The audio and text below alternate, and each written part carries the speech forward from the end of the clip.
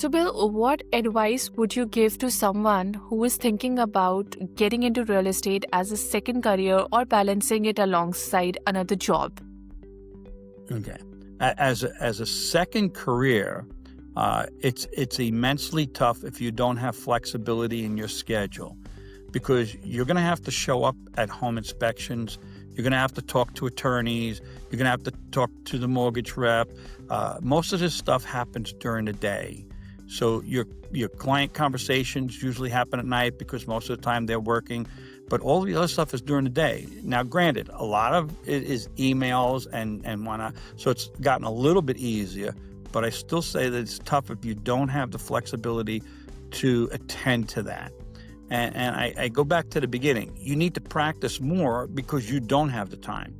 So you need to learn more before, if you're going to do this second career, as what I call dual career. I don't like using the word part-time as a real estate agent.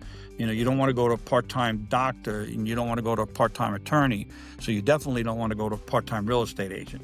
So dual career, shows that you're ambitious. Most of the time I tell people, look, don't talk about how long you've been an agent unless the client brings it up.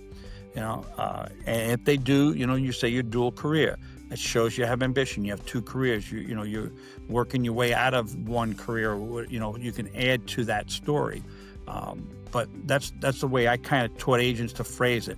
If somebody asks you, as a second career or as a dual career, you need to take the first month, 2 or 3, and dive into the craft so that you're comfortable. Again, you have to know what you're doing.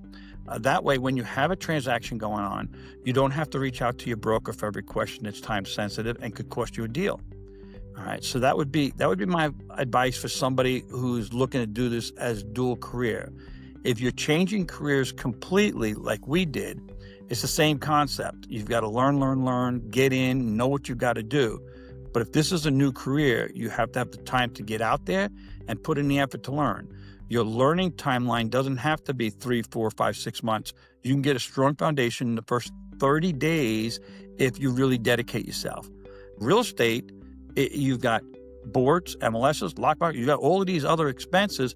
So if you're not out there making money, you're going to be drowning real soon.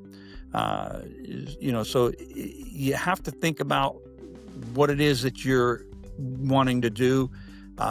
What does your finances look like? You don't want to be chasing the dollar and needing it in order to pay your bills. So if you have a cushion, that's one thing. If you're married or, you have a significant other, you've got children, those have to be family decisions that you make so that everybody's on the same page, because you're going to need support from the family, because you're going to have to be out there running like crazy, and that's kind of what we did.